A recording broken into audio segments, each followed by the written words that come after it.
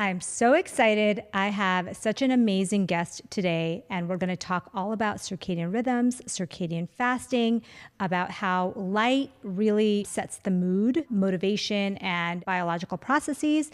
I'm here with Dr. Satchin Panda. He is a professor at the Salk Institute in California and San Diego, where his research focuses on the circadian regulation of behavior, physiology, and metabolism in model organisms and in humans. Dr. Panda discovered the blue light sensing cell type in the retina that entrains our entire master circadian clock. It affects the mood and regulates production of the sleep hormone melatonin. He's also discovered maintaining a daily feeding and fasting cycle, popularly known as time-restricted feeding, can prevent and reverse metabolic diseases. His lab is doing all kinds of new research with a smartphone-based study to look at circadian disruption, has received many awards, including the Mid-Career Award in Aging Research, an award from Dana Foundation in Brain and Immune System Imaging, and was a Pew Scholar in the Biomedical Sciences. Dr. Panda, thank you so much for being here. Thank you so much. I'm super happy to be here. Yeah, I'm so happy to be diving deep into not only the biology of, circadian rhythms, which is really interesting, but how people can apply this into their lives to make their mood and motivation, disease risk better. So I know for myself, when I started learning about circadian rhythms, I had completely disrupted circadian rhythms all through my residency, my training, my fellowship, and of course, being a mom. And I know a lot of people can relate because their circadian rhythms are disrupted. They're waking up in the middle of the night. They're working night shift jobs.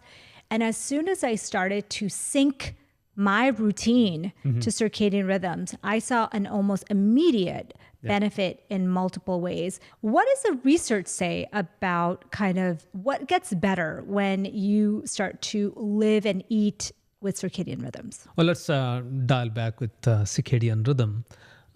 Most people think that circadian rhythm is the sleep-wake cycle, which is partly true because the biggest evidence that we have rhythms is irrespective of what time of the year it is, we'll feel sleepy in the evening and then we wake up in the morning. So just like our brain has a clock that tells us to go to sleep and wake up, almost every organ, even every single cell, has its own clock. So that means, to make it very simple, every cell, every organ needs some downtime. And during that downtime, the cells are not actually just sitting, sleeping, or doing nothing. They're doing some very important thing, that is repair, reset, and rejuvenate. And that happens throughout our body and brain. And then when we think of health, what we are really thinking is to be at our peak performance every single day of our life, irrespective of whether you're a kid, whether you are a young mom, whether you are older adults. We want to be at our peak physical, intellectual, and emotional performance. And when you think of that, then it involves the whole body and brain. Means emotional, intellectual performance, of course, that involves the brain, but then the rest of it actually involves the body. So that's why circadian rhythms are actually our intrinsic timekeeping mechanism that tells every single cell, every organ, and our brain to do certain things at the right time. So just like you said, you have been extremely successful in life. You went to some of the top medical schools, did all the residencies, and one common theme I would say that you are always on time to your classes, to your discussion sessions, to your grand rounds, to everything. So being on time on your schedule actually makes you successful in life. Wow. Similarly, being on time with our circadian rhythm will bring optimum performance every single day of our life. I love that. I love how you said, when we're on time in life, in our classes, in our meetings, in our schedules, and everybody's all about, time blocking and scheduling things. but they're very lackadaisical about when they get light and when they get sleep and when they eat. And so I think that's very interesting. And I think what most people don't know is that even our gut bacteria, which we are so into the gut microbiome, but people don't realize that the gut microbiome, those gut bacteria, they have circadian rhythms also. Can you talk about that? Yeah, so so just like I said, every single organ has its own clock. If we think of gut, the gut also has its own clock. So that means at different time of the day, the gut environment is very different. For example, when we eat, that's the time when our gut is digesting food, a lot of easily available nutrient is there. So certain kind of bacteria will thrive. And then at the end of digestion, when things are getting cleared up, it's a very different type of environment. So a different wave of bacteria will flourish. And then overnight when we are fasting, again, the environment changes. There is hardly any digested food and the pH is different, the environment is different. So that forces a completely different type of bacteria to flourish. When we think of gut microbiome, we are always thinking that there should be diversity of microbiome. We should have many different types of microbes in our gut. So one way to bring diverse microbes into our gut is to have these rhythms. It's almost like a play or a theater. It's not like all actors have to be on the stage at the same time. But when actors come and go in the usual sequence, and then the story actually develops much better and you enjoy that. So similarly, our microbes have different rhythms. So different set of microbes appear at different time of the day or night. And second thing that they do also is some microbes are always there. What we call commensal microbes who are stuck to the gut. They have nowhere to go. They cannot just... Yeah. And those microbes turn on and off different sets of genes to adapt to these rhythms in nutrient availability and also temperature and hormones. So what you're saying is that different times of the day, there are different gut bacteria present in our gut. Yes. I think that is something that people do not know. Yeah. Now, do you mean the other ones go dormant? Yeah, microbes, they divide much faster. Yeah. So like human cells, they divide somewhere between 18 to 24 hours, whereas E. coli and simple bacteria, they can divide in every 20 minutes. So that means within a couple of hours, they can increase in numbers several folds. And then when the nutrient is not there, they can become dormant. And another set of microbes can take over. So that keeps on happening. I don't think people realize that. And I think knowing that there are different gut bacteria in your gut at different times of the day, then you can understand why eating at certain times of the day makes sense and fasting at certain times of the day makes sense. So I know you've done some research on kind of 10-hour time restricted eating, or feeding. Yeah, for animals, we said feeding. Yeah, animals it's feeding.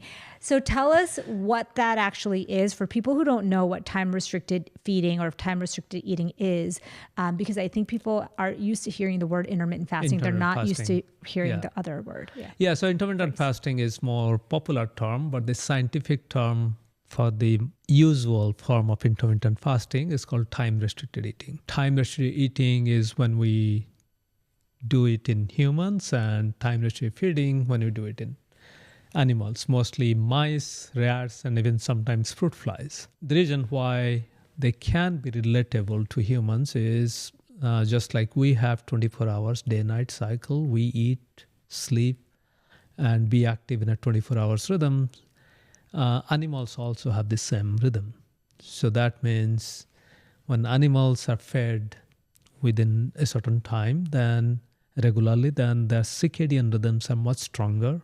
So that means the body can digest food much better. They can actually clear up toxin. Detoxification process is also much stronger, and they can repair themselves much better. The initial experiment that actually spurred all this intermittent fasting craze was very simple experiment. And the experiment was to feed mice either what we call ad libitum. Whenever they want, they can eat. So there is food in the cage. They have nothing much to do, so they run around, come back and eat. Since there is so much processed food out there, so in many metabolic research lab, we actually give mice food that's very similar to processed food, highly processed food. So that means these mice are getting a lot of fat, a lot of sugar, simple sugar.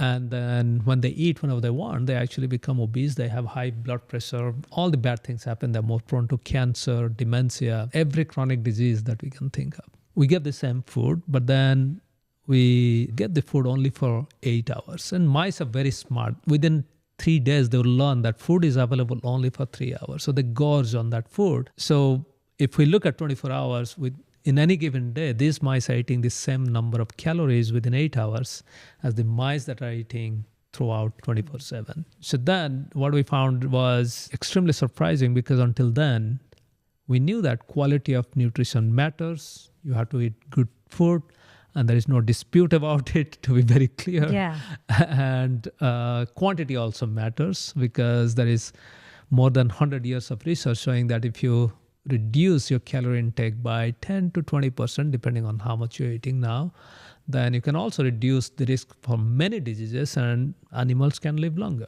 But for the first time, we're giving the same quality of food, same quantity of food, calorie by calorie. The only thing that we reduced was the availability of food time window, and these mice were eating for 8 hours and fasting for 16 hours. And to our surprise, these mice weighed 20% plus less, and most of their weight loss was actually from fat loss, not from lean mass. So the muscle mass actually slightly increased. And we have done this experiment many times. Many labs have done this. And they always find that the muscle mass either remains constant, or in male mice, in old age male and female mice, they actually gain some muscle. And these mice are actually more active as well. Wow. It's not that their muscle is inactive. Yeah. They actually run, and if you put them on a treadmill, their endurance is almost twice more than Oh my gosh. So those were the surprising stuff. It was too good. So then we repeated this experiment 3 times before it was published. But the thing is, one thing we did not make it clear in the first experiment was 8 hours was not a magic number. The reason why we did 8 hours was we reversed the light-dark cycle in the lab. So the mice are night active. So when it is day, it's night for mice. Yeah.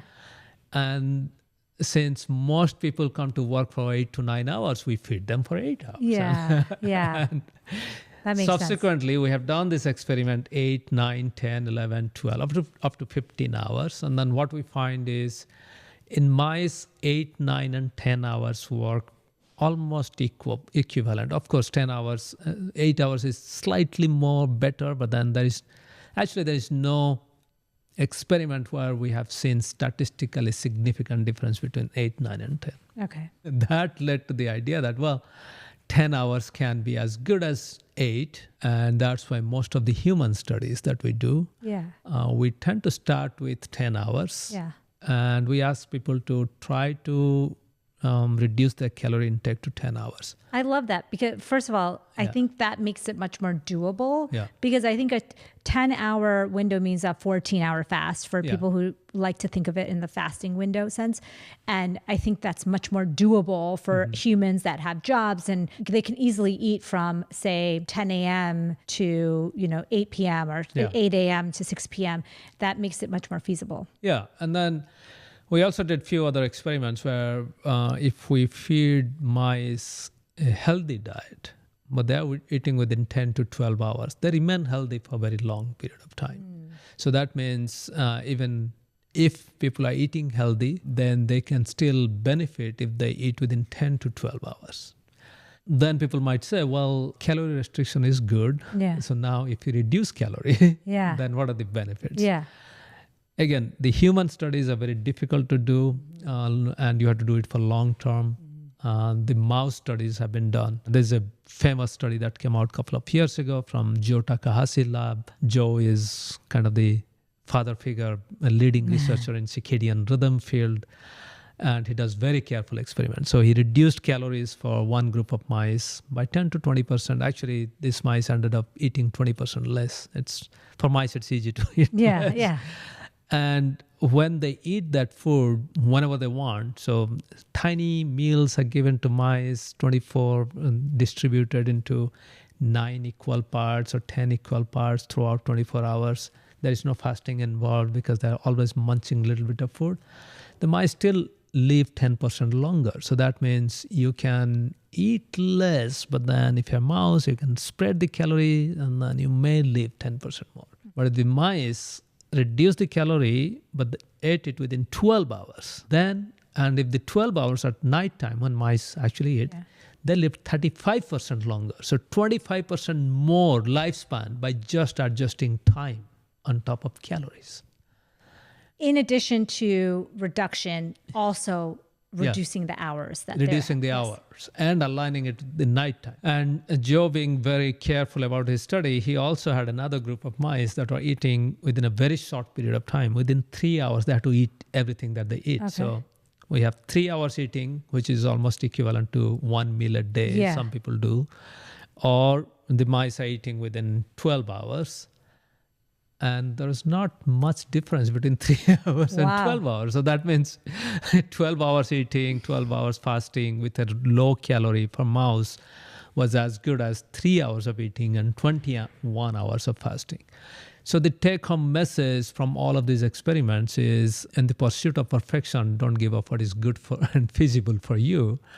And if you can start with, say, 8 hours, then that's good. And the way I connect it to our everyday life, what we do is dental health. So, for example, what I say is anyone from 10-year-old to 100-year-old can eat all their food within 12 hours consistently every day or most of the days. Yeah. And which is similar to brushing your teeth once. Oh, I see what you're saying.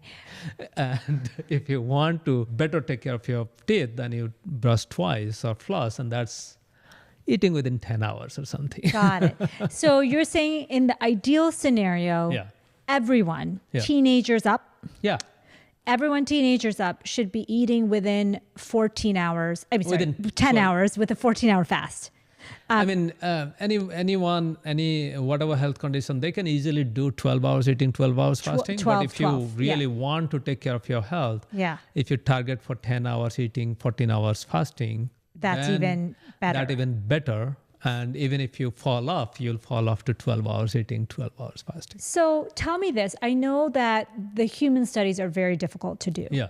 Have you seen similar trends in the human studies? What I see in human studies, there are 3 different buckets of human studies. Okay. One, the very I said the primitive ones because initially when people started doing human studies, of course, this is a new territory, and not many nutritionists and scientists were actually trained to monitor when people eat consistently. And some of the initial studies were on very small number of people. It was also important to do feasibility studies, so the number of people in a study would be less than 25 or 30. Yeah, that's really small. And very small. And some of those studies showed benefits. The second layer is most of the studies are done by nutritionists who, since they are not MDs, they cannot actually recruit patients who have high blood pressure, high cholesterol, and few other things for which they're taking medication because they have to be under supervision. So many of the studies are on overweight or obese adults without any complications. So the healthy obese, healthy overweight. Healthy obese, healthy overweight, they would show some improvement in weight loss, but not much because they don't have high blood pressure, they don't have high blood sugar. Yeah. So then some of the studies would come out and say, well, there was no improvement in blood sugar or blood pressure. Well, they were healthy to begin with. Got it. So they didn't have metabolic syndrome. They didn't have metabolic. But the small studies on metabolic syndrome, and I was a co-senior author on one of them, on 19 or 20 patients, we actually saw it benefited them, those with metabolic syndrome. So that means they met 3 out of 5 criteria: obesity, abdominal obesity, and then high blood pressure, high cholesterol, LDL cholesterol, low SDL, and high blood sugar. So what we found was actually in our first cohort, no one was even pre-diabetic or diabetic. They were meeting the high cholesterol, LDL cholesterol, low SDL, obesity, and hypertension. And in that study, we found those who had abnormally high up any of these, then they typically improved. So cholesterol, LDL cholesterol improved. LDL HDL did not increase. Okay. So I must say that no study on time-restricted eating in humans, and even in mice, we haven't seen time ratio eating or intermittent fasting increases HDL cholesterol. Okay. So that is very clear that it does not increase HDL. It does cholesterol. not seem to improve HDL cholesterol, but it does improve LDL cholesterol. It does improve LDL cholesterol. It actually improves VLDL particles also, the number and size, those Which things. is very, very important in certain populations like South Asians. Yeah. And blood pressure, many studies are showing both diastolic and systolic, both of them improve. Okay. And some studies are finding that the improvement in blood pressure particularly is disproportionately more than what you would expect from the small weight loss that people see. Why is that? You think it's because it's more circadian? It's more circadian, and we still don't understand the mechanism. There are many observations in intermittent fasting or time restricting in mouse studies, fly study, human studies, for which we don't understand the mechanism. Mm-hmm. For example, in many studies, participants always say they improve their sleep. It's a subjective score, which is very difficult to capture from your wearable data. Yeah. And we don't understand why. What we suspect is, at least from animal studies, that the arousal threshold goes up. So what is arousal threshold is when we sleep, some people wake up with small sounds, small disturbances because their arousal threshold is low. So then they tend to wake up even with small change in bed temperature, they'll wake up. And arousal threshold is high for toddlers. They will sleep through the entire night. Nothing will wake them up. So some toddlers. So that's what we suspect is happening, at least in Drosophila flies, because so their threshold is going up. So that's why they can sustain this long sleep. So there are some observations for which you don't know the mechanism. So these are the studies that are mostly, as I said, small studies. Second was, again, small study on metabolic syndrome patients.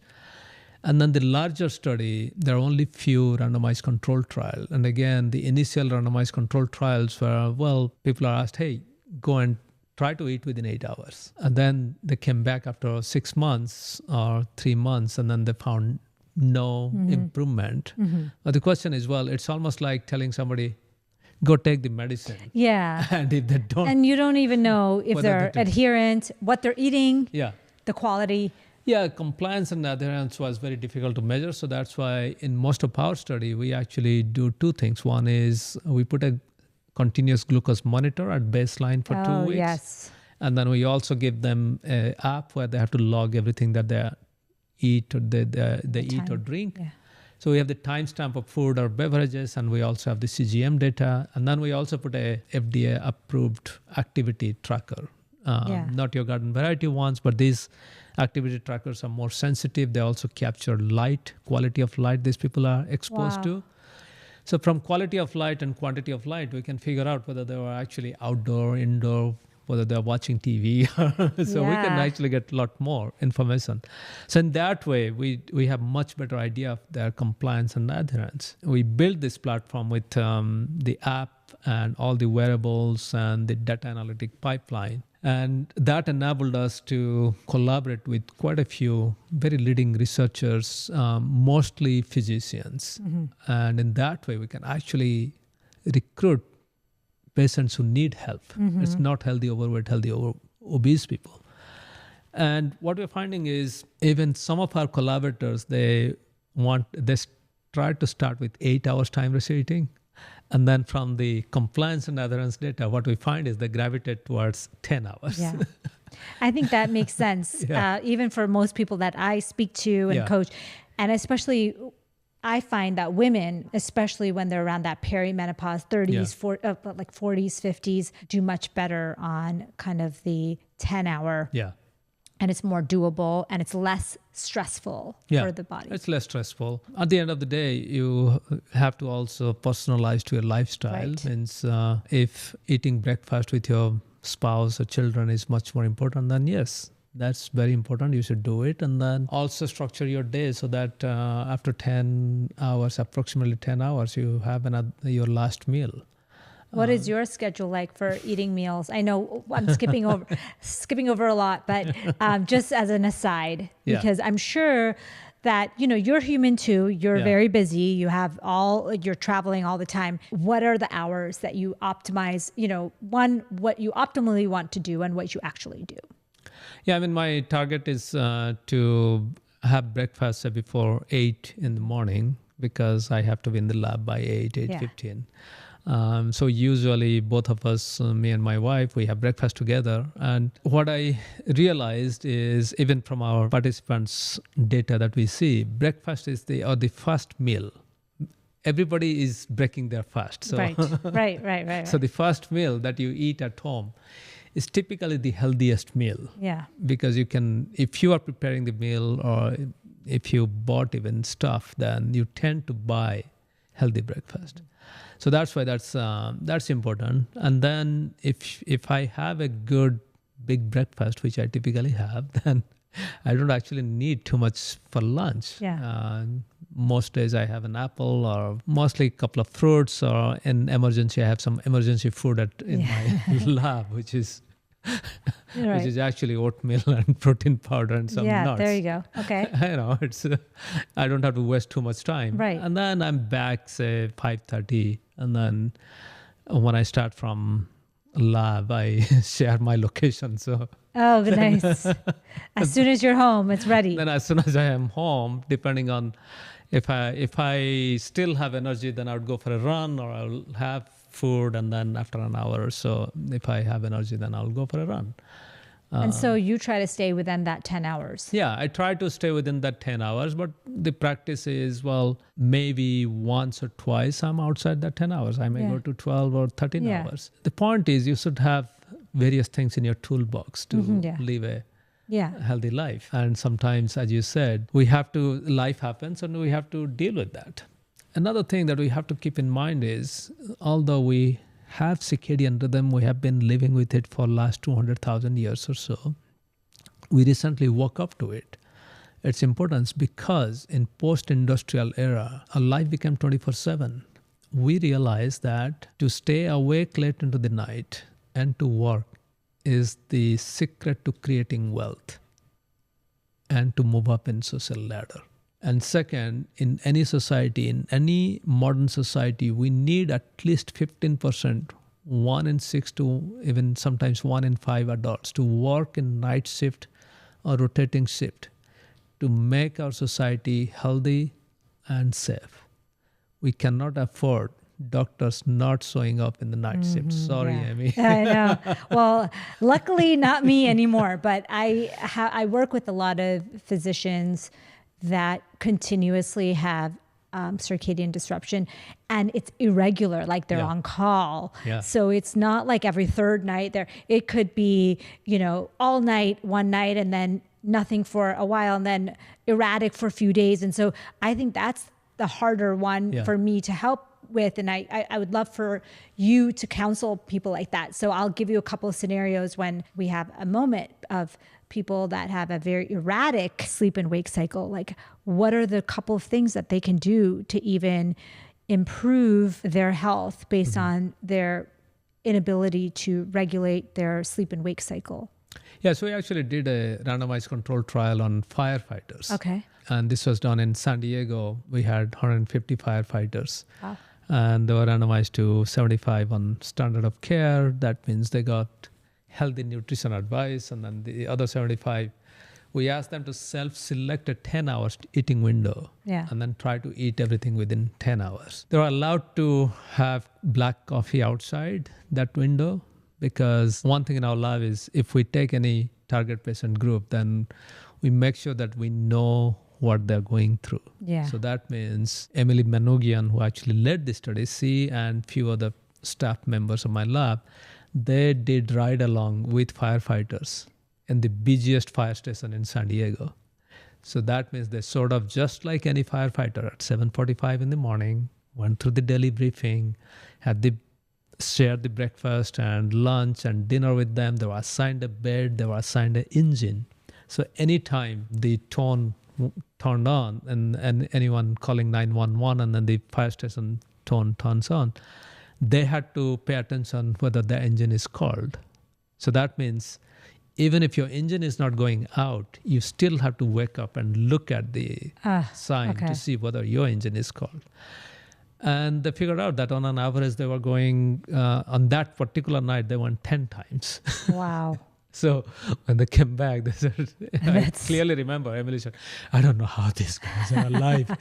So then we realized that, okay, so we should not be too harsh. Let's see whether they can do 10 hours. They actually did 10 hours. And that was also in the middle of COVID. Wow. We did this study. It was very inspiring for us too, because we're doing this study where our firefighters are at the forefront of COVID pandemic. They inspired us to actually come to work every single day. So in our group, no one actually, many people did not work from home. They actually came to office who could because of the density requirement.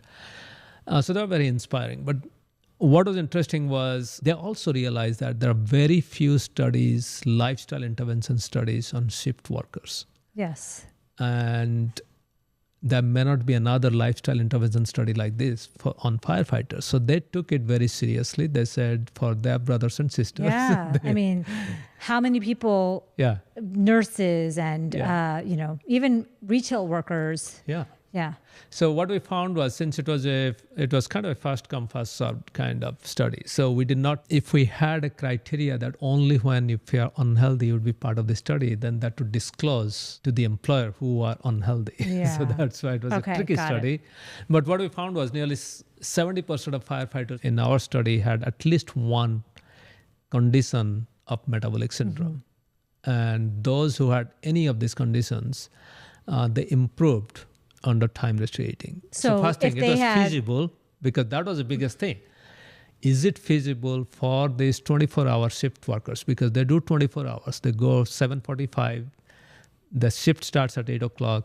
They end the next day 8 a.m., which is very similar to physicians. So then the question is, can 24-hour shift workers stick to 10 hours time restricted eating? And the answer was yes. On an average, they attend, as a group, they attend 10 hours, 30 minutes or something like that. But then they did it, and those who did it, their health improved. So blood pressure, cholesterol, LDL. Blood sugar. Yeah. Anything. Abdominal fat decreased. Okay. And then actually we did not do DEXA, but we did Tanita, and we did not see any change in muscle mass. Wow. So, and that was with a 10-hour eating hours. window. Yeah. So if you're a shift worker and you are able to eat within 10 hours and fast for 14 hours at a time of your choice, meaning time window of your choice, you can improve blood sugar, LDL, abdominal fat, and blood pressure. Yeah. How long does it take usually to see a difference? Like, say someone wants to apply this to their life as a nurse, and they want to see, check their blood markers, and then they wait, 3 months? Yeah, means if you're tracking hemoglobin A1C, that at least they have to How wait long for was 3. your study for? The first measurement was after 3 months, and then we had a 6 months, 9 months, 12 months measurement. So 3, 6, 9, 12. And when did you start to see the difference? 3 months. At 3 months? Yeah, 3 months. So it's really immediate and very quick. Yeah, very quick. And then we also saw that mental health actually was much better. What do you mean? So we did a SF36 questionnaire, which has a mental health component. Those who are in the standard of care, this was during COVID. Yeah. We saw a gradual decline in their mental health. They had negative feelings about themselves, about life and everything. Whereas the time restricted eating group, they've sustained their mental health, that we did not see any deterioration during COVID. So then my question is, and maybe this goes back to getting things through traditional pathways, but it seems like a no-brainer to me that anyone who's a shift worker should be on a time-restricted eating schedule. I don't understand why there's really no side effects or costs associated with it. There's no risk associated with it. Why would that not be something that we just automatically tell shift workers to do? It's a little bit tricky. Okay. So before we move on, actually what we did when we did this study, there was a videographer who followed 3 or 4 firefighters. So he finished that, and then it's a documentary called Healthy Heroes. It's I think now it's available on Amazon Prime. So you Cool. can actually, people can They can watch that. people Yeah. can watch what they went through Yeah. and That's then what it felt Healthy like. Heroes on Amazon Healthy Prime. Okay. Heroes, yes. Emotionally, it was also touching because I interacted with many fire families, and then to hear from their kids that when their dad or mom is going to work, they actually don't know whether the dad or mom will come back fully healthy, because they can get into, there can be accident. Yeah. There can be even trauma, because, as you know, in emergency room, these firefighters are seeing a lot of bad things Yeah. in a shift. So they're saying is they see more things, bad things about life, like accidents, fire, fall, in a day than an average person sees in their lifetime. Wow. Okay, so That within trauma. yeah, but within firefighters, San Diego firefighters do 8 a.m. to 8 p.m. and they do 8 a.m. to 8 a.m. 24 hours, 24 and hours. then one day on, one day off, one day on, Okay. one day off. But then I learned that there are other fire districts that do 8 p.m. to 8 p.m. or noon to noon. Got it. Okay. And then San Francisco, I think San Francisco does 3 days, 72 hours on, 96 off or 72 off, something like that. Okay. Nurses, they do 12 hours on, Yes. 12 hours off. Yeah. And then some nurses would rotate. Yeah. So 1 or 2 weeks they're day shift, 1 or 2 weeks Yes. they're night shift. So shift work is not standardized, and that's the biggest challenge. And you might have seen, even during your fellowship, different departments Yes. might have different shift. So what you're saying is that yes, 10 hours could be helpful, but we don't know in these diverse population groups if that would still hold true. Particularly challenging is so Emily, who did Yeah. the firefighter study, now she's trying to do this study with nurses. Mm-hmm. And the challenge is nurses, the target nurse population she's working with, they do daytime 12 hours, Yeah. few days, and then they switch to Switch. nighttime. Yes. So then the question is which 10 or 12 hours you should do and how to switch. Based on the research, it would Yeah. seem that the 10 hours of eating should be during the day. Correct. Yeah, it should be during your wakeful hours. So Daylight hours. it doesn't have to be really daylight hours, because what happens is, if you think about the night shift workers or evening workers or people who are a little curious, they can just walk into a Walgreens or CVS pharmacy, and then they'll see that the pharmacist, where they're standing, the light is super bright. It's Yes. almost 1,500 Yes. lux. Yes. 1,500 lux is not what you're getting. Even when I stand right next to the window, it's less than that. Yeah. So we have lost the sense of day and night. For somebody who is working till, say, 6 p.m. to 6 a.m. or 7 p.m. to 7 a.m., the challenge is, should they eat from noon to midnight, Yeah. or say 2 p.m. to midnight or something like that? Okay. Then when they're getting off work, what should they do if they're Right. coming home? That's when there is family waiting for them, and the usual practice right now, maybe they come back and that's their dinner, and then they go Yeah. to sleep. So it's a lot of education, lot of, to create a culture of health. We have to learn what is good for us, and second, there should be opportunity to practice. Just wanted to take a break here and tell you about our new product, the Chai Protein Plus. This is a 100-calorie drink that has 20 grams of protein. We don't use any emulsifiers because emulsifiers actually emulsify the gut lining in your gut and get rid of those gut bacteria. We don't use any stabilizers. We only use the ingredients we need. It has microfiltered whey protein. So for those of you who are sensitive to whey, this is going to be a good option for you. For those of you who are looking for something with gut-friendly ingredients that like ginger and cardamom and cinnamon, this Chai Protein Plus is a great thing to add to your oatmeal. You can add it to your smoothie. You can bake with it. And the best thing about it is that you actually don't need a blender. I think that's the game changer, because you can just mix it with a spoon in lukewarm or cold water, and it just mixes straight. And It's pretty cool that without, any of those crazy additives, it's able to do that. So I think it's a very unique product. It doesn't have a ton of extra ingredients, just what you need with tons of protein. I hope you'll give it a shot. If you use the code Dr. Amy, you can get an additional discount. I also wanted to thank our sponsors, Truline. I love their wellness shot. Every time I introduce one of my friends to it, they also love it. It's this really delicious turmeric drink, but it's kind of spicy, a little bit sweet. It's refreshing, so much better than those immunity shots you get at your local juicery. It is convenient. You can bring it with you, especially great if you've had a late night or you want to reset in the morning. You can just add it to a little bit of water and it gives you a great reset. You can use the code Dr. Shah 50, DRSHAH 50, and that gives you 50% off your first order. This is such a great, great way to check it out for yourself. I want to thank Truline for being such a great supporter of the podcast. Can't wait for you guys to try the wellness shot. Okay, let's get back to it.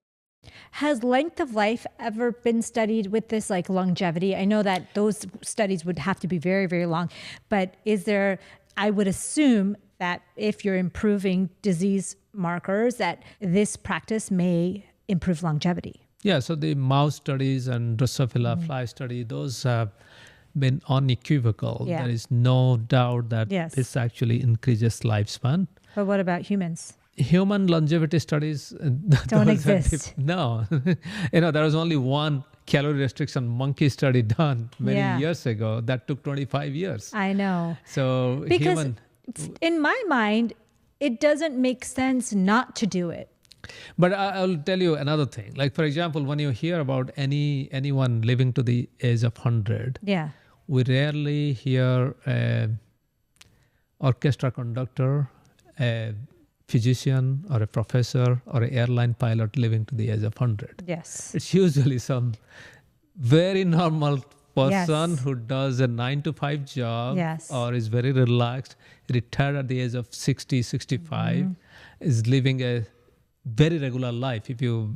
Sometimes I see their interview, like what they do, and one common theme is they're very regular in their breakfast, lunch, dinner, whatever they do. It's extremely they're very regular and they stick to that time schedule.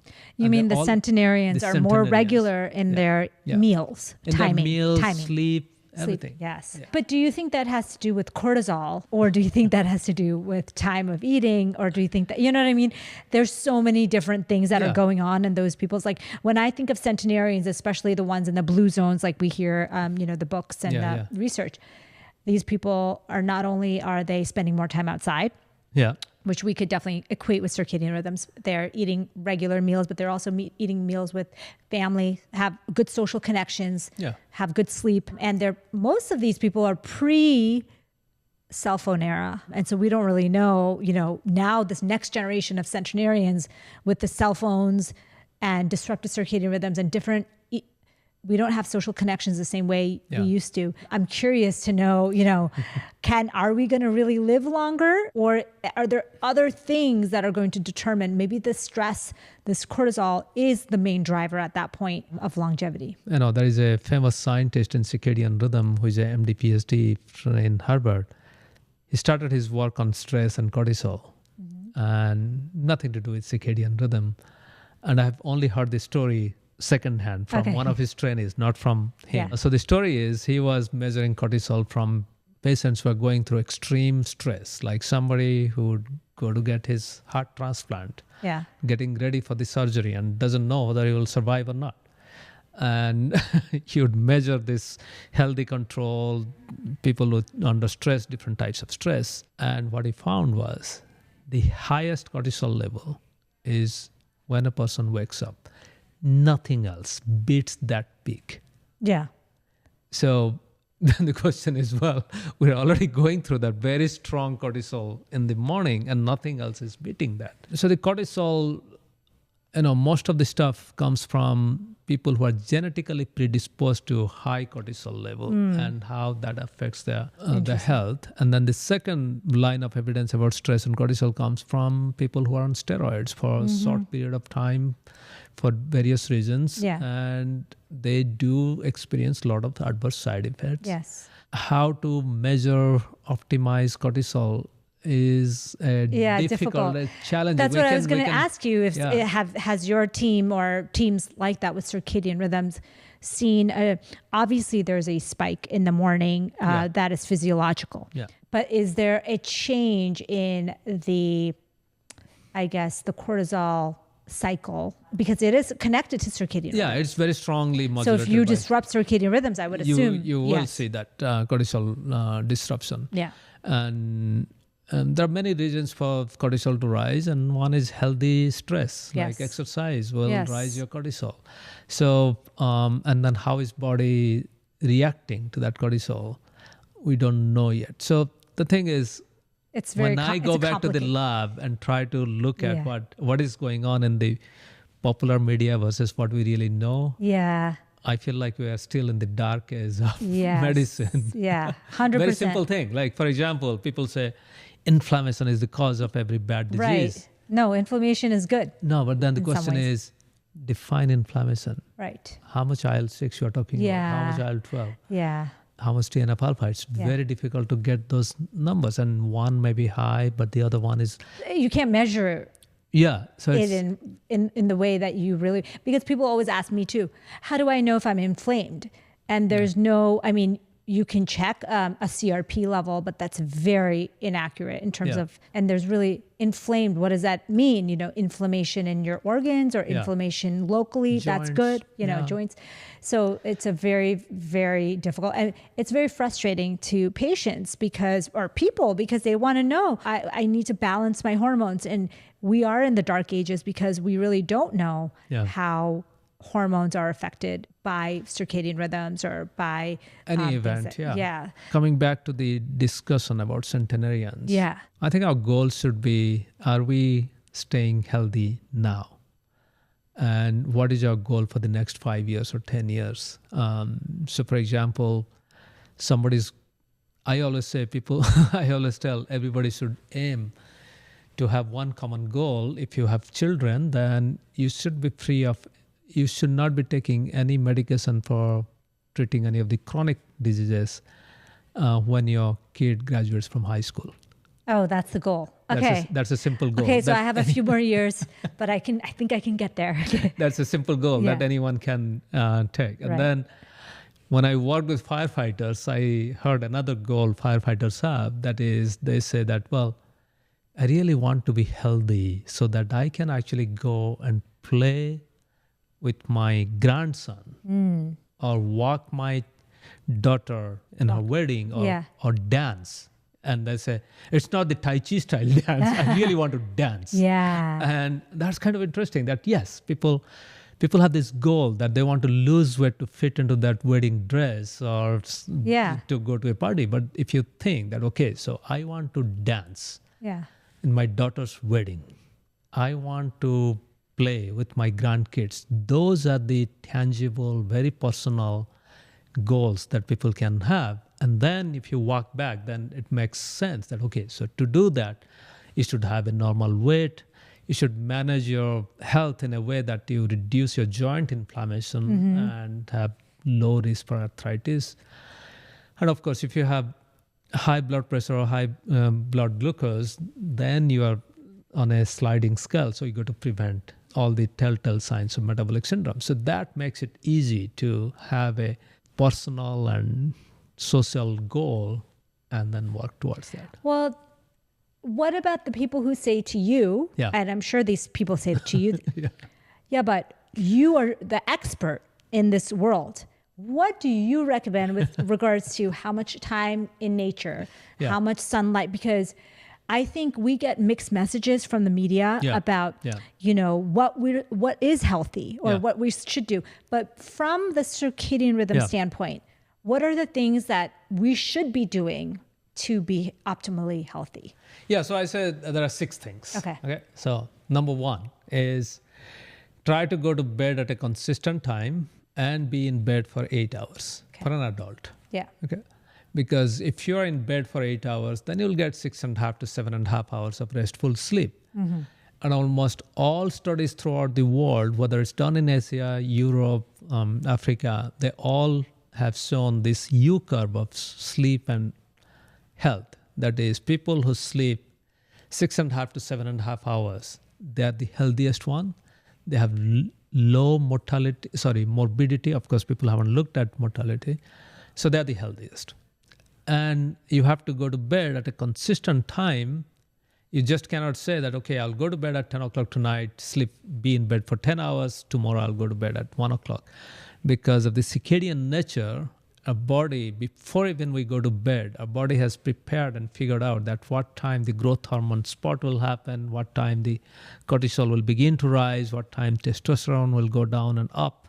All these are pre-programmed. So that's why you have to be in bed for 8 Within hours. 30 minutes or within 1 hour? An hour after sleep onset, typically, that's when the growth hormone spots happen. Oh, yeah. But what I mean is when you're varying your sleep. Oh, yeah, 1 hour is 1 okay. hour. 1 Okay. hour is okay. So the whole theory of, everybody's really interested in growth hormone, as These you know. days, yeah. And yes, because of anti-aging, of repair, growth for children. Yeah. And what I've traditionally heard is to optimize your growth hormone, you want to not only sleep adequately, but sleep at the same time each night to get that big spike when you want it. Because if you are disrupted with your circadian rhythms, or if you're not sleeping enough, or you're sleeping very erratically, you could blunt that spike. Is that right? You can blunt that spike. And these are studies like from last millennium, actually, from 80s. Yeah. Showing that as we get older, that growth hormone spike is smaller. But then those who have few hours of fasting before sleep, they actually have bigger spike. So their spike is, in old days, their spike is as good as the younger people. And, the growth hormone spikes, as you know, these are pulsatile. They spike in within a short period of time. There are very few studies, actually, because for these studies, people have to come to clinic, sleep in a room.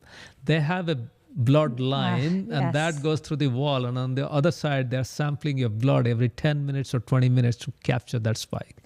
So there are very few studies, and it's kind of interesting that how much it has been blown up recently. Yeah. You know why I think it's blown up is because of these peptides that can boost your, boost your growth hormone levels.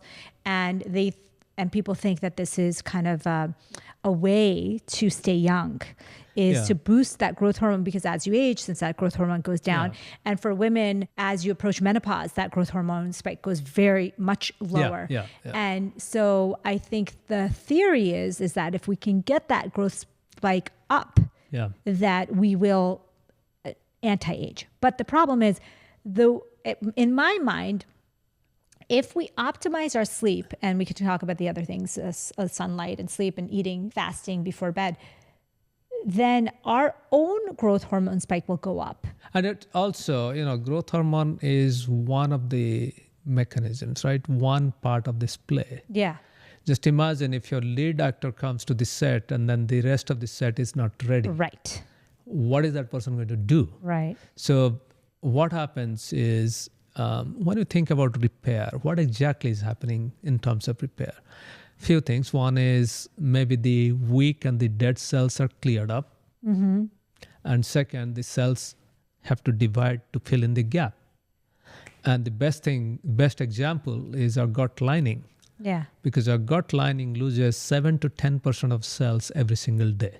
So that means in every 15 days, we have to recreate one new gut lining. It's not that after 10 days, we have 1 day off, and that's when the lining is It's not like how the highways are repaired once a year.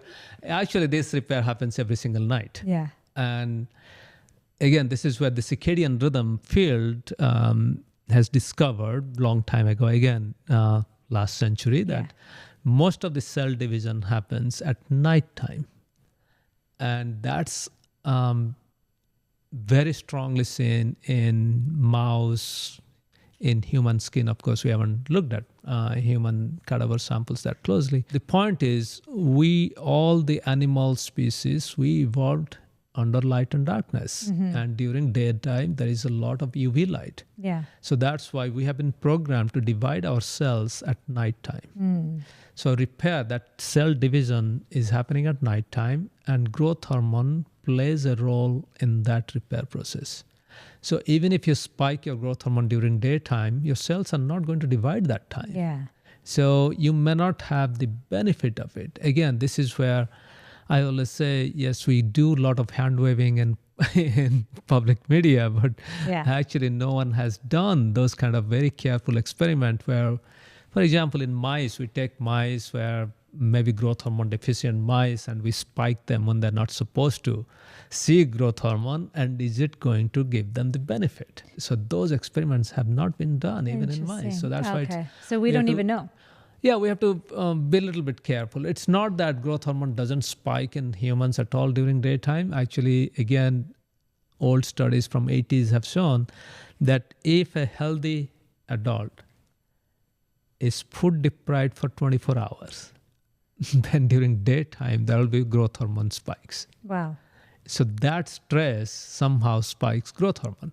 But what is not known is, although the growth hormone is spiking during daytime, is that doing its job? Beneficial, right? So there are many things that we don't know, and we. But that's like the, the Latter-day Saints study where they do a Sunday fast, dinner to dinner, and they had something like a 35 or 40 something % decrease in cardiovascular disease, and that was what they said. It was obviously they live different lives, Latter-day Saints, but they also did this 24-hour fast, and wondering if that played a role. One thing is, you cannot repair a gut lining when food is there. It's almost like you cannot repair a highway when traffic is flowing. So there is a lot of repair that happens. And then 24 hours fast also cranks up your ketone bodies, the natural ketone bodies. They will go up to maybe 2 to 3 millimolar even. Few times I have self-experimented on myself. Okay, yeah. I have the Ketomozo kit. Yeah. So I can crank up my ketone to 5 millimolar. What do you think about Prolon or these fasting mimicking diets? Clearly, there is benefit of fasting or reducing caloric intake for a few days. But do you think that's better than, say, fasting 24 hours? For example, I think fasting dinner to dinner, like the Latter-day Saints, and doing a Prolon kind of fasting mimicking is kind of similar in its strenuous for the busy person. So if you had to pick, would you say probably better to do a once a month or whatever 24-hour fast or a 5-day kind of Prolon fast, or is it not comparable?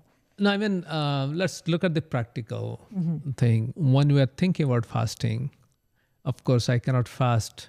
Fasting means, in prolonged diet, again, you are eating 800 to 1,000 kilocal, right? So then the question is, for that 800 to 1,000 kilocal, should I be breaking my fast or my breakfast? Should it be toast and jam?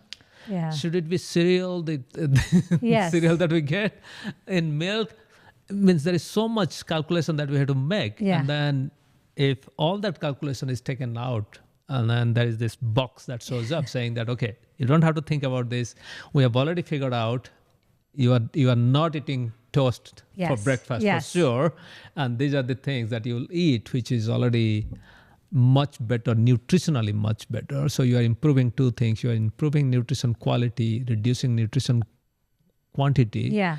And also there is a specific schedule so that people can stick to it. They don't have to think. Right. And this is where it becomes a little messy. Means we know that, I'm from India and people do fasting. Yes. And there are a lot of different forms of fasting. And even within the same family, 3 different people may be doing different 3 fasting. different types of fasting because they eat different things. Yeah. And some of those things that they eat may not be healthy. Yeah. So I guess in that way, there is some value to somebody prescribing a diet for 5 days or 4 days. I think Prolon is 5 days. Yeah. You do it as if you're part of that religion and you have to do it. It's like religious fast. But at the same time, if you're doing some other form of fasting. Like I know I have a couple of colleagues, they're little religious. They say, okay, so Monday I'll fast, I'll eat only fruits, 3 or 4 fruits, which is almost like a prolonged diet because they're eating fruits and some little bit salad. So I guess it comes down to people's choice. And for a lot of people, particularly, prolonged diet is now prescribed in many oncology setups. So these people who are going through or getting ready to go through chemo or surgery, it's a lot of stress.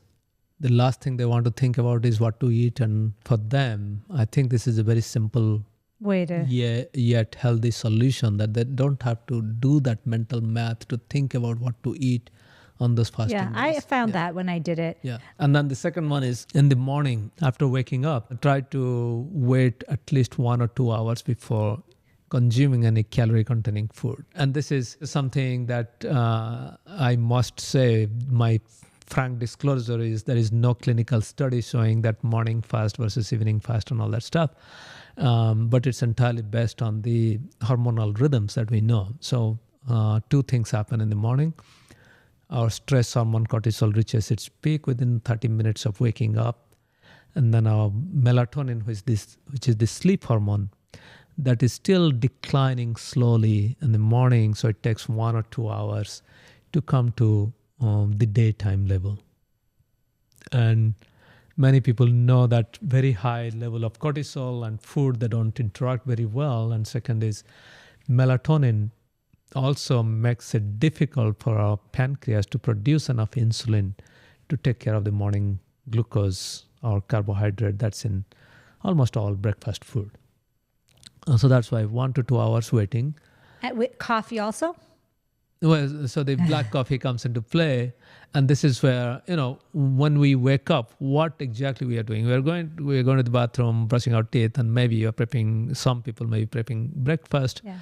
And one concern people have is, well, they have to have bowel movement in the morning, and they say that, okay, black coffee or black tea helps them bowel movement. The question is it the black coffee, black tea, or is it warm water fluid? Yes. So, I tell people that, is it warm fluid? Have you tried that? Yeah. Some, not all, some people find that if they get up and then have a glass Hot of warm water, that also helps.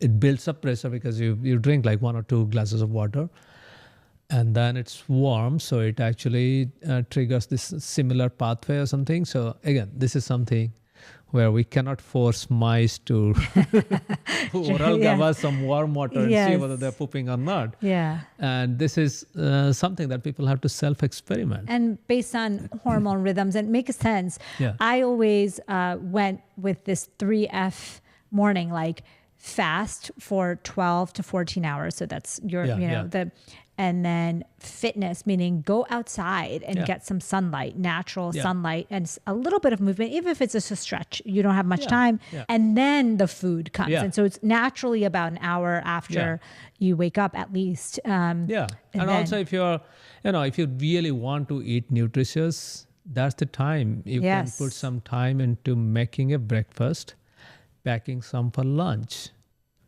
So you can use that morning fast to go outside, water your plants, or check what is blooming, or pick up the newspaper. Of course, these days nobody gets newspaper. Yeah, or be like me. I walk around kind of in the block. Yeah, I'm always like walking randomly. People are always like, "You walk a lot," and I said, because it's instead of going on to the gym, I'd rather get natural light in the morning. Yeah.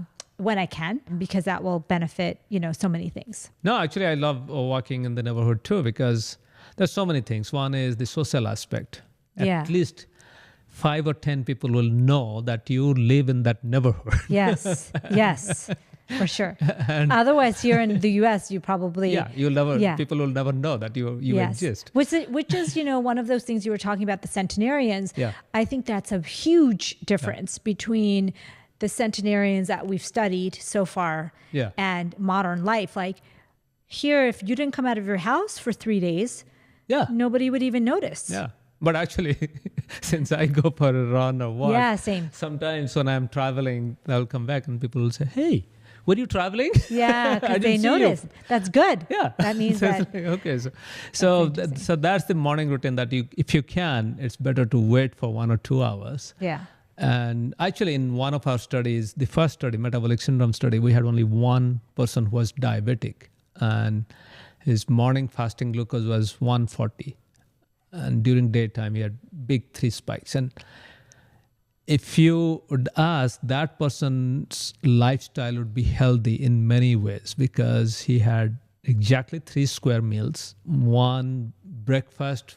According to a nutritionist, he was doing this perfect thing. He would wake up and have his breakfast right away, come to work, and then have lunch around 10:30 or 11 because he was kind of a morning person, and then go home and had dinner at 6 p.m., 6:37, something like that. But his breakfast was at 5 a.m. He used to get up at 4:30, have breakfast 5. And then since he was in the study, we asked him, delay your breakfast. Bring that breakfast to work and have it at work. Yeah. He would bring that breakfast to work. And he would have that breakfast at 9 a.m. Of course, it was a long delay, so we didn't know whether it will have positive or negative impact. Right. But we had the continuous glucose monitor on Yeah. him. So what we found was after 3 months, his morning fasting glucose went down to 95 Wow. from 140. That was the biggest drop we had seen. No change in food quality, no change in quantity. The only thing that happened was delaying breakfast after waking up. The person was BMI 41, and at the end he was 40.5 or 40 BMI. Not a big drop in weight. So that's one thing that we have seen. And then right now we have a larger study, so we are carefully looking at this morning. But what we find is in most of our studies, people tend to delay their breakfast slightly. And then we'll get to the last point, that's the advancing dinner. We'll get to that. So that's the number 2. Number 3 is, again, just like going to bed at a consistent time sets the tone for your brain health. Having your first meal or breaking the fast breakfast at a consistent time also sets the rhythm for the rest of the body. So number 3 is have your breakfast at a consistent time every day or most of the days, and then try to eat everything try to target for 10 hours. You may end up with 11, or some days you're lucky, you'll end up with 9 or something like that. But if you target 10, then that'll be good enough. So you're saying eating breakfast at the same time every day is another strategy to improve your Rhythms. circadian rhythms and then your overall health. I think that's something that's new or different. That's different because people don't. So what happens is circadian rhythms there are 3 very fundamental principles of circadian rhythm, how it relates to health. One is it anticipates what's going to happen and prepares your body. So that means early in the morning after you wake up, your body is preparing to have your first meal. So the acid production and alpha cell, beta cell function in the pancreas all are tuned, hoping that you will have some food in the first half of the day. So that's the anticipation. And just imagine if you are in real life, if we don't have a clock, the clock tells us time so that we can anticipate what is going to happen next, and we prepare. We start driving, or we start warming food, or doing something. So exactly like that, our body does that. And then the second thing that the clock does is what I call temporally separate incompatible process. And you see it in bigger ways. So for example, your muscle tone goes down when you go to sleep. And that means you are likely to be more active when you are awake, and you don't sleepwalk in your sleep. Yes. That would be dangerous if you start sleepwalking. Similarly, your bowel movement is mostly during your wakeful hours. And when your bowel movement goes to your sleep time, that's when that something is wrong. Yeah. So that I call temporally separate incompatible process. Every single cell has incompatible process. So for example, we produce a lot of things in our body that needs oxygen. We call it oxidative process. Yeah. There are things that also don't need oxygen and need very little oxygen.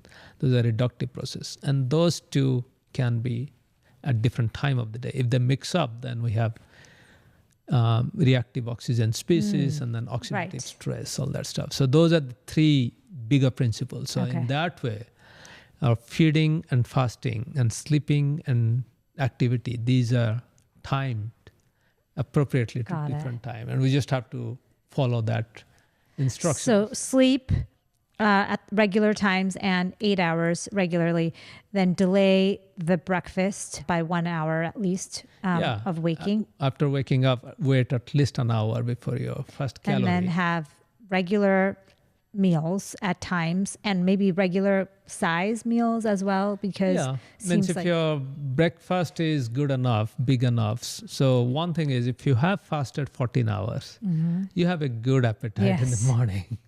And you are not nauseous, because some people who eat very late, they are nauseous in the morning.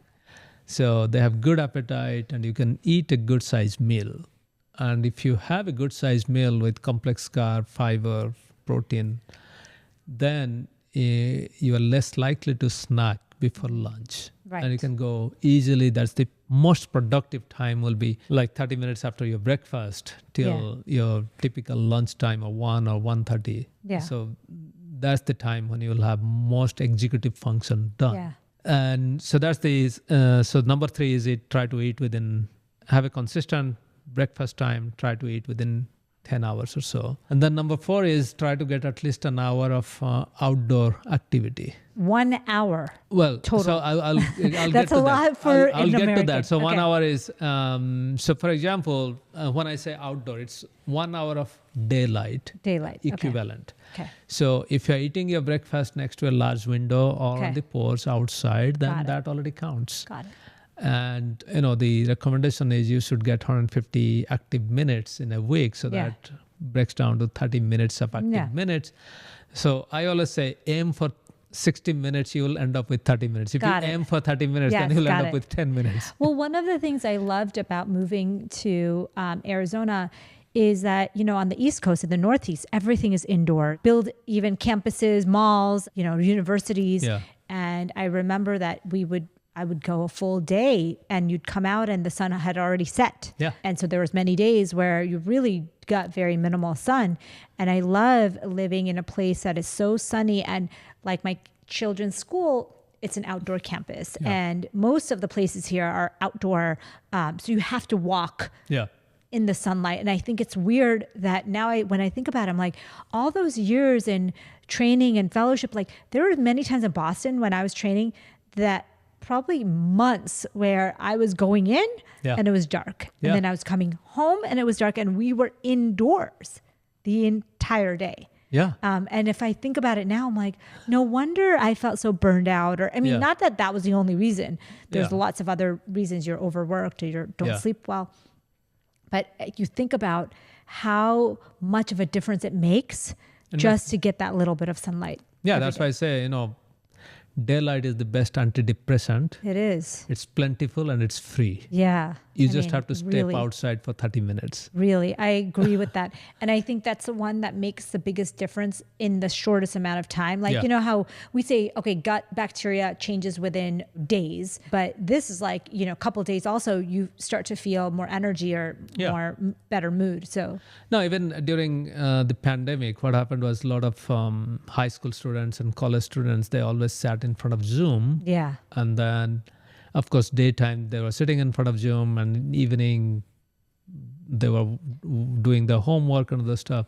So they actually didn't go outdoor. And so I always think that the reason why during pandemic, these young adults complained about depression and mental health issue was maybe partly, not entirely, partly due to not access to daylight. I agree. So these days I say that if your friend is complaining about mood disorders or depression or something, just don't show up in the evening and with some flower and cookie. Go for a walk in the park. And in the afternoon.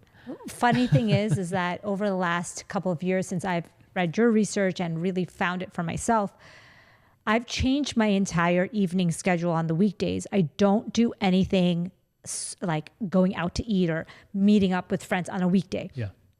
I'll only meet up with someone for a walk or for a workout or something that doesn't involve food, but involves outdoor, because it's a time you can socialize, and it's a time that the connection piece is very important, but the outdoor piece is like a double, and then you get exercise. It's like it's like multitasking in a great way. Plus, you don't have to clean the house. Yeah, there you go. No dishes. No dishes. And no alcohol. So that's a big thing. Yeah, go to a public park, and if you have kids, then all the kids will play. They don't have to sit you're in almost front like of the computer. TV. Yeah, exactly.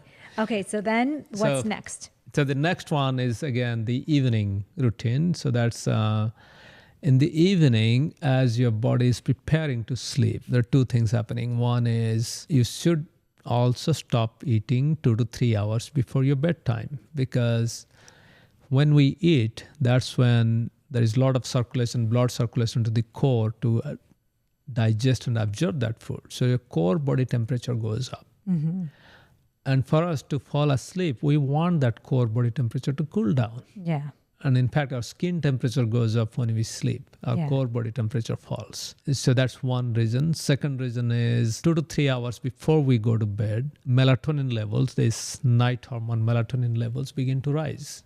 And melatonin inhibits, slows down the production of release of insulin from pancreas. On top of that, nearly 50% of adults, 50% people actually have a mutation in this melatonin receptor. That makes even melatonin more potent in shutting down or reducing insulin production. So to the extent that now there are studies shown that people who eat very close to their bedtime, they're more likely to have glucose intolerance. And in fact, this whole story about melatonin receptor and insulin came from human genetic studies. It was not even animal studies. It came from human studies.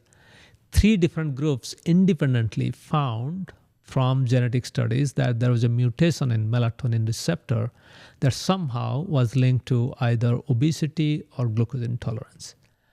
And then the curiosity grew and people wanted to figure out how. And I think there is a good understanding now, although there are some people who disagree that it may not be the mechanism, there may be other things, but one thing that can be relatable is this melatonin inhibiting glucose-induced insulin release from pancreas.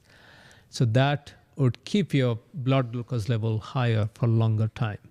And this becomes an issue for older adults after the age of 40, or people like Southeast Asian ethnicity who are more likely to have glucose intolerance, to stay away from food for 2 to 3 hours before bedtime. Speaking of South Asians, do you think that they are more predisposed to these metabolic diseases because of the thousands of years that they had to deal with forced fasting, like famine? Because there's a theory that because of the so many famines in Southeast Asia, that the people who ended up, surviving those have tendencies to do well with fasting and survive, but don't do, obviously are more likely than to get diseases like diabetes. Yeah, I think, this is a hypothesis. It's really hard to say. But if you dial back, 100 years ago, almost every part of the world was suffering from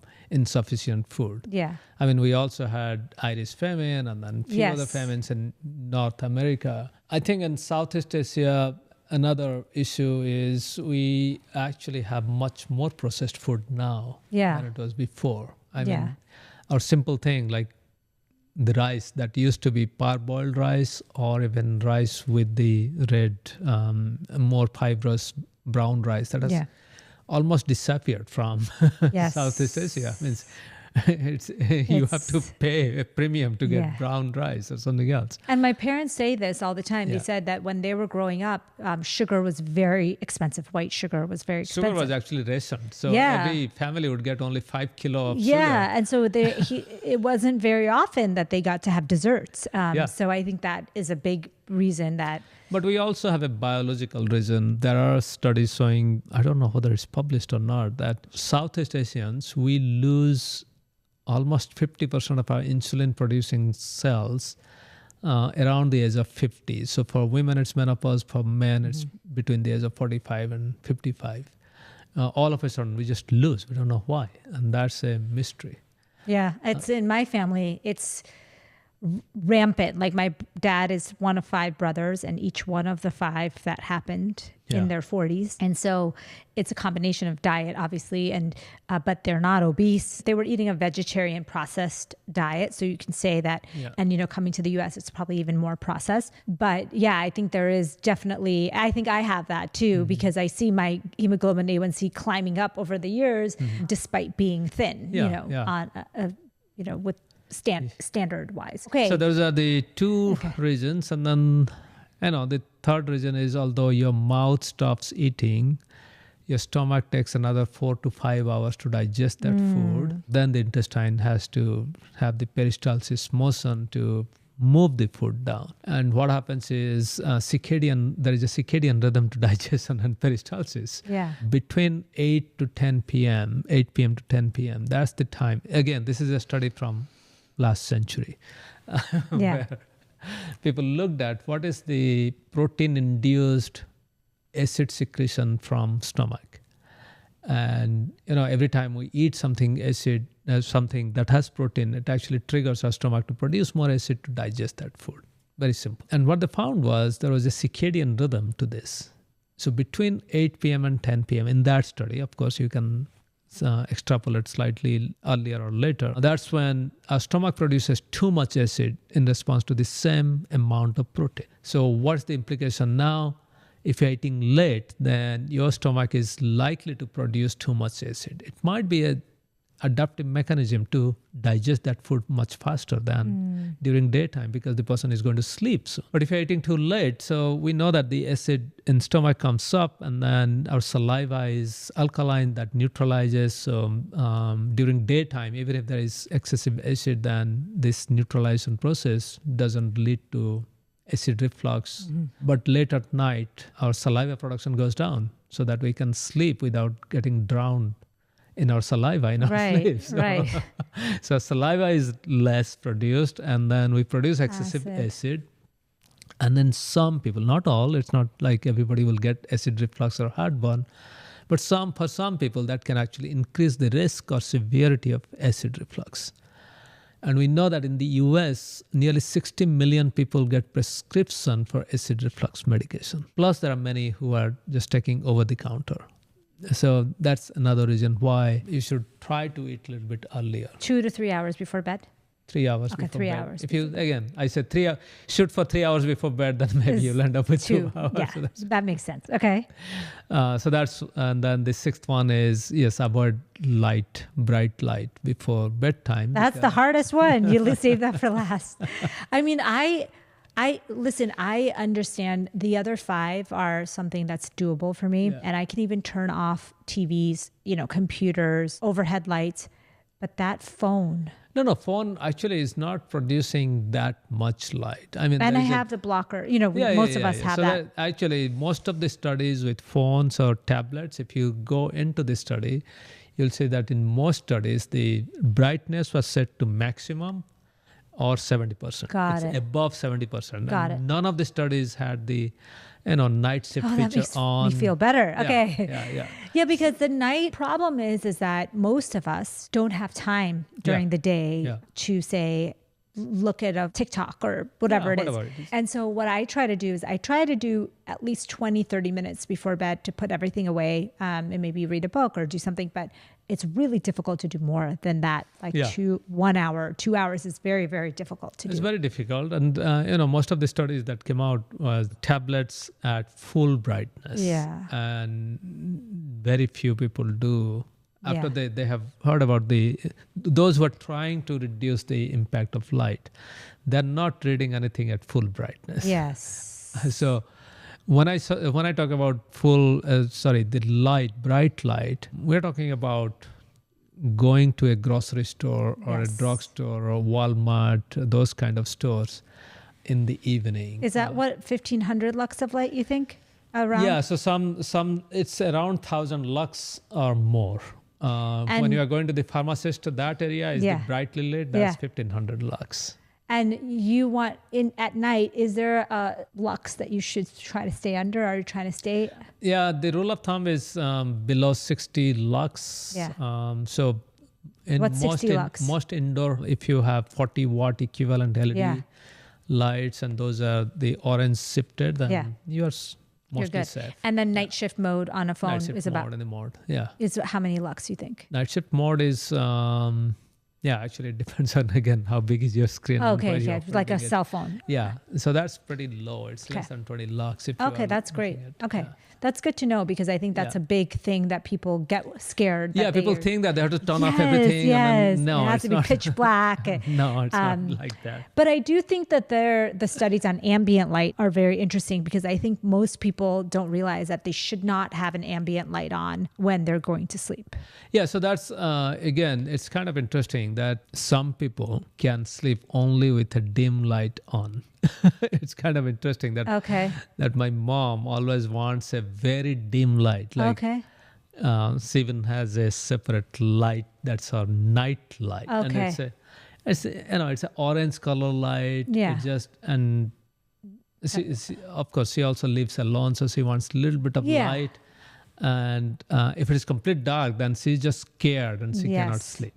And some people are like that. And then I am the exact opposite. I want complete darkness. Yeah, so sometimes I always have face mask. Same. Mask. Yeah, I'm the same way. So because otherwise I can't. I feel like I wake up if there's some ambient or light shifting in the room. Yeah. So those are the 6, and these 6, almost everybody can try to do, and even if they do 4 or 5 every single day, that's good enough. Okay, this is maybe a question you can't answer. What's the difference in gender? Like women, for example, are they more sensitive to these circadian disruptions? Is there any inkling of the differences between genders? Yeah, so there are differences between genders, and then the good news is the circadian rhythm is stronger in women at molecular level. Like when we take mouse and then look at genes changing between day and night, then actually what we find is female mice are much more robust. They have more strong circadian rhythm than male mice. Wow. So then the implication might be women may experience jet lag worse than males. Yes. Is that something that has been studied at all? I don't think anybody has studied that. But anecdotally, it seems true. Yeah, so it will be interesting to see. So do they suffer more disruption in the mice? So no, actually. Or more, exaggerated effects of disruption. So what is interesting is, unfortunately, most biomedical research is done on male mice. Yes. And very few are done on female mice. Even circadian rhythm research, nearly 90+% of studies are done on male mice. Even I did most of the studies in male mice, thinking that, and people always say that, well, female mice are difficult to work with because actually in female mice, this estrous cycle is 3.5 days. And then within a cage, you can have different female mice, or between different cages, you may have different mice in different stages. So that can potentially. Yeah. But nobody had clearly looked at that rhythm. And then when we look at the rhythms, for example, very simple study, I told you that if you put fatty, sugary food in mouse cage, then they will eat nearly all the time. But actually what happens is if mice have access to healthy food, they would eat 85% of food during nighttime, 15% during daytime. They eat very little. If you give them high fat, high sucrose diet, then they will eat 65% at nighttime, 35 to 40% during daytime. That happens in male mice. Female mice, they will keep their strong circadian rhythm. They will still eat 75 to 80% food at nighttime, even the unhealthy food. Wow. And then they will still go to sleep. They want their sleep during daytime. They will not eat. That's so interesting. So female mice, if you give them this unhealthy food, they actually don't get the disease.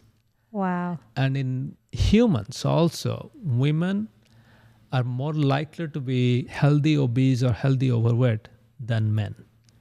Men, when they become obese or overweight, they're more likely to have one of the 5 signs of Yeah. metabolic syndrome, but not women. And that's also seen in fatty liver disease. Women are more resistant to fatty liver disease, but once they get it, they actually progress to fibrosis, NAS, and all these bad things much faster than men do. And we don't understand why. Interesting. So now going back to mouse studies, now we're doing all of our studies in male and female mice. And female mice, as you can imagine, they do have a strong body temperature rhythm, but when they're in proestrus, then they remain warm for a long time. Yeah. So there are many changes to the metabolism, and we are now studying those It's very so interesting. systematically. I when you said they have a stronger circadian rhythm, to me, that feels what I see clinically in women. They seem to, maybe it's something to do with the hormonal cycle, but they seem to need more structure in their sleep, Yeah. more, Yeah. they are more linked or attached to their circadian rhythms, it seems, to me at least. And perhaps that's partially because, as women start to approach menopause or perimenopause, that seems to help their symptoms. And so then they end up sticking to a circadian rhythm better. But that's one of my biggest strategies that I give to women when they're starting to experience perimenopausal symptoms of fatigue, of mood changes, of, digestive issues, is to start to regulate that circadian rhythm because it seems to help. So it'd be interesting to see what happens. Well, I think, I work mostly with mice. Yeah. So I can't figure out what the female mice and male mice feel, but I think in real life, I live with male and female. Yes. It's my relatives and family. What I see is women are more sensitive or more attentive to their body and mind. Yes. Because, every month they're going through different stages. So they feel their body and mind, what is predictable, what should change at what time. Yes. And they're tuned to that. And when something changes, then something is unusual, then they know something is going wrong and they can be proactive. I think that might be the way that women are already tuned to those changes. I can't wait for those studies to come out because that's going to be game changers. It's really hard because, who is going to fund these studies? Yes. Most of my breakthrough studies were never funded by any federal government. Melanopsin research was done when I was a postdoc in Novartis Foundation. So Novartis Foundation was funding this study. They were putting this money unrestricted. Investigators could do whatever they could, and that's how we could do this study. And then the time restraint studies, feeding studies, when it started, it was actually an innovation fund from Salk Institute funded by Orvin Jacobs, who was the founder of Qualcomm. He had a little bit of funding. And then the first human study also we did was from Innovation Fund. And being at Salk, we also have one, I would say luxury, that is, we actually have to work for it. That is, many donors, small and large donors, if they find our work interesting, then they can directly go to our website, website, they can fund. And it can be very small. Means I have received funding from donors who give few $100s, but that helps a student or postdoc to go to a conference. Oh, I love that. And we should put that, give me that link. We'll put it in the show I'll put notes that link. too. Yeah. So many of these actually come from small donations, and there are now a few donors. They actually give $4,000 or $5,000 every year, and I know that will help. Like for example, now almost every year I have 1 or 2 postdocs who are expecting babies because this is the time when they should have babies, right? Yeah. This is the time between 25 and 35. They need slightly more funding to go to conferences, to have child support and all that stuff. So that helps. That's and amazing. Those are the ones. They're the ones who are actually doing these studies. They're doing the measurements. I'm always telling my son this because he's been asking me questions about, why isn't this studied or that studied? And I think knowing, like you said, it's very difficult, expensive, and if there's no drug company or, kind of company involved, it can be very difficult to find ways to fund these studies. Yeah, there are a few things. One is when you are starting these studies, particularly in my lab, we mostly start the studies in mice or fruit flies, which Yeah. are less expensive, so we can take risk. Yeah. But at the same time, when you're going to federal agencies, it's honest taxpayers' money. Yeah. We also have to keep that in mind. Yeah. And there, the question is, should that money go to a very wild idea, which has low chance Of making it, versus another study which already has some promise saying that, okay, so we know that this particular hormone is involved in that disease, and our study will figure out whether there is any medication or something that can interfere with this process so that we can find a cure.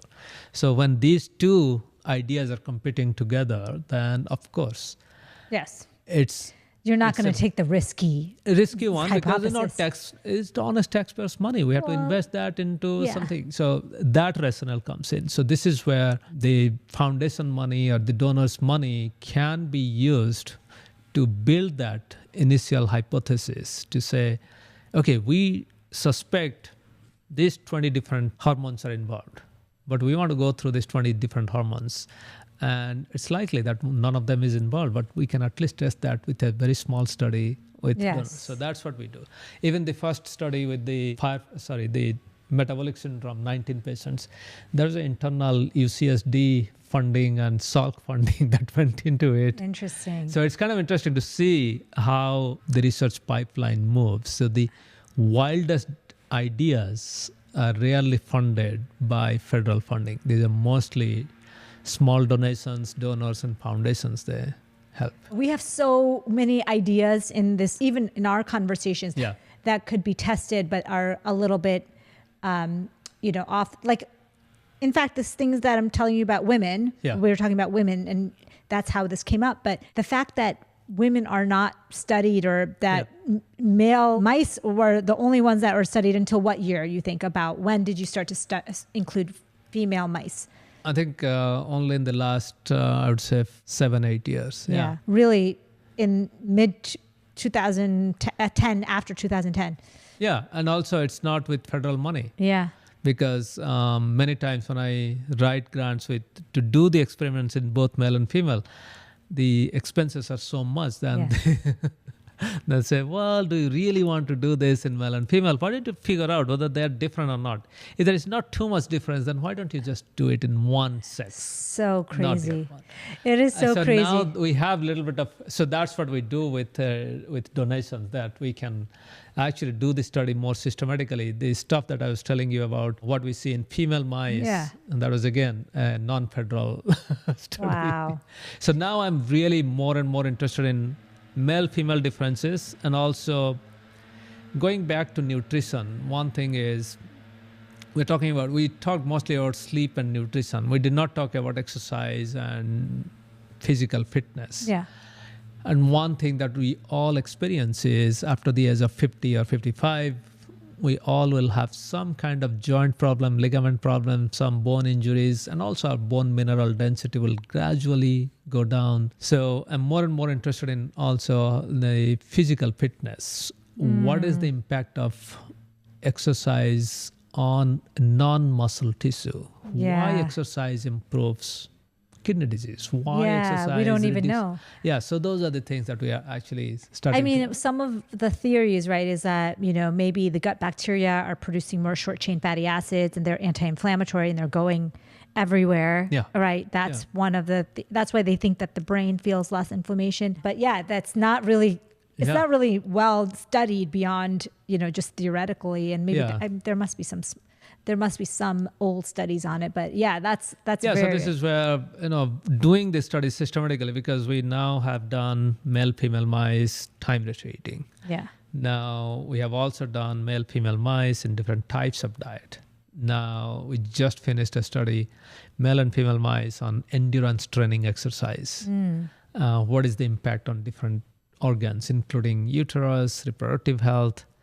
And then what we found is nearly 40% of athletes, those who become more athletic, they tend to reduce their energy intake. They reduce, or they don't eat as much as they are supposed to eat. Okay. Nearly 40%. And that too, 40% Olympic athletes. Wow. elite athletes. They're not eating enough. They're not eating enough. And I don't know whether you might have seen in your practice, some marathon runner women may come and say they're amenorrheic for years. Yeah.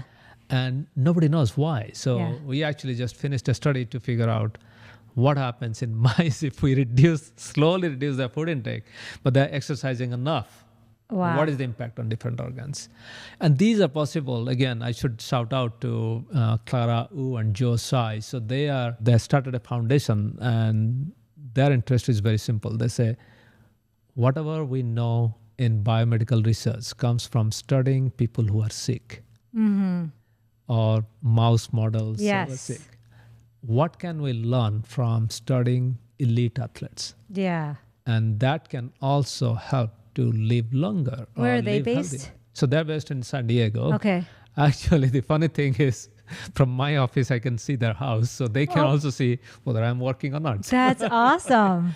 But Clara, means her simple message that everything that we have learned, most of the stuff comes from people who are with disease, and what can we learn from elite athletes or athletes is a very powerful statement. Yeah. Yeah, so she started this alliance, 6 different universities first, Harvard, Stanford, UC San Diego, and then University of Oregon, Salk, and Kansas. So Wow. we study all the way from mouse to, Kansas basketball team and other That's so cool. college athletes, and also injury recovery, how we injure our knees or Achilles tendon or muscle injury, bone injuries, and how we can recover. Because at the end, when people are old, if they fall once, break a bone or tear a ligament, then that's when the risk for death actually goes up tremendously. The morbidity goes up. Right. And unfortunately, we haven't done much to accelerate cure from tendon injury. Or even bone healing has been the same, what we knew 50 years ago. Yeah. What we can learn from these people who are suffering these injuries all the time. Yeah. And how they're managing, how they're accelerating their cure. And if we can accelerate their cure, then we can. So fascinating. Wow, this has been amazing conversation. I would love for you to let us know what you're working on, how anyone can learn more, get involved. I know you have a app. Yeah, so that's On Time Health. So Okay. that's whatever we have learned from research, we have synthesized that into very simple steps in this app, On Time Health. Okay. We also These have 6 steps are on there? Yeah. Okay. And it's very simple. And in fact, now there are quite a few cancer patients. They are trying this, and they're finding that it actually helps them with the journey to prepare for the treatment and then going through the treatment. That was very empowering, very nice to hear, because our goal was anybody could follow this. And of course, we hear people with pre-diabetes or diabetes or blood pressure managing their health condition much better. But cancer. Do you do anything with that data? Is that something that you can look at? Yeah, so we have so that On Time Health, since there's a commercial product and I want to keep myself far as away, so I don't do much with that data, but we do have a research app, My Circadian Clock, that is available to anyone around the world. Anyone who can understand English can download, consent, and then share data. And through the app, we also send a lot of educational materials on circadian rhythm. On the website also, we do have quite a few. So that data that's the data that we are now analyzing. We have data on almost 100,000 people from all over the world. Wow. And we can So now exciting. clearly see male-female differences, young, old, and actually we collected their data, whether they're single, married, or retired, living alone, whether they're doing night shift work, evening shift, Anything morning surprising there? shift. There are quite a few surprises. Oh, really? too. Yeah. What's maybe one of the biggest ones? One interesting thing that we were curious about, because always people say that how long you live is more dependent on your zip code than on your genetic code. Yes. Then we asked the question, like, we are not looking at zip code. We asked, what is a person's grazing area? How far a person moves around yes. Okay. to get food, Yes. because more likely some people will go somewhere and Yeah. log their food, Yeah, and that's yeah. when, if they have agreed, then we'll get the geolocation. Yeah. It's not compulsory. Yeah. We get geolocation from few thousand people, and we see and then we have, your gut validation. You have to validate that it's Yeah. what you're getting is true. And as you'd expect, during COVID, that grazing area just plummeted. People Yeah. just stayed home Yeah, and then yeah, ate yeah. all their food, and then they're coming back. And to our surprise, what we find is nearly 20% of people have a grazing area larger the size of Phoenix and Tempe combined. So Oh my gosh. they move a lot. Yeah. But the median grazing area is around 4 miles radius. Yes. Okay. That is very interesting. But does that change anything in their... So now we have to go back and see food choices and other stuff. Yeah. And then another thing that's not a surprise, but it's a validation is, people always talk about, if you want to do 10 hours, should you do 10 hours early in the day Yeah. or late in the Yeah. evening? So guess what? If you're starting, say, the early stage of intermittent fasting, even nowadays, most people, they think that intermittent fasting is don't eat anything until noon or 1 Yeah. o'clock and then start eating, and then you finish around 9 or 10 at night. But what is interesting is nearly 75% of our alcohol we consume is from 7 p.m. onwards, right? Yes. So if your eating window ends at 9 or 10 p.m., then you're more likely to consume more alcohol Yes. than if your eating window is ending before 6 or 7 or even 8. That makes sense. So that's very clear. So when people talk about what is the biological significance, I said, well, this is a common sense that Yeah. at least in the Western world, when it has become almost a norm that young adults, middle-aged adults, we should have a glass of wine or a beer when we are socializing. Yes. Then if you eat early, then that's what disappears. And we actually saw that even in firefighter study, that when firefighters ate within 10 hours, they mostly chose a window that ended before 8 p.m. Yeah. and they significantly reduced the alcohol intake. And that was that was a pleasant surprise for the fire department, because fire department puts a lot of effort into reducing alcohol intake because they go through so much stress Right. that on off days, Yes. to They're cope drinking a with lot. stress, Yeah. they try to cope with stress by drinking alcohol. And this time eating, setting a window before 8 p.m. actually automatically reduce their alcohol. That is fascinating, and maybe so many health benefits. Indirect health benefits that yeah, just comes from reducing alcohol, reducing dessert intake, ice cream intake. Yeah. Ice cream, there are two things about ice cream. One is, of course, you get a sugar load, but then most of the ice creams also have emulsifier to make it more silky and smooth. And emulsifiers, what are they? They're detergents. Yeah. And there are great studies now, starting from, I think, 2015 is when the initial mouse studies were done. And then now we are seeing more and more studies that emulsifiers in ice, mostly in Frozen desserts. Yeah. frozen desserts, and they scrape off your gut lining. And they create havoc for gut microbiome. So Are they most commonly in frozen desserts? Is that why you're naming ice cream as... emulsifiers essentially make the food more creamy Creamier, and then smooth. So Yeah. we like, our taste buds are tuned to that. Yeah, that's why it's mostly in frozen. No, because the reason I'm saying that is because when I say emulsifiers to people, they often say, how do I can't even read these labels. Like, Yeah. how do I know? But I know that frozen desserts is one of them. Frozen But desserts. I think that's probably the main one Yeah. that's doing this issue. Stop eating your ice cream, at any time of day, but especially late at night. Yeah. Yeah, Because that's so- one.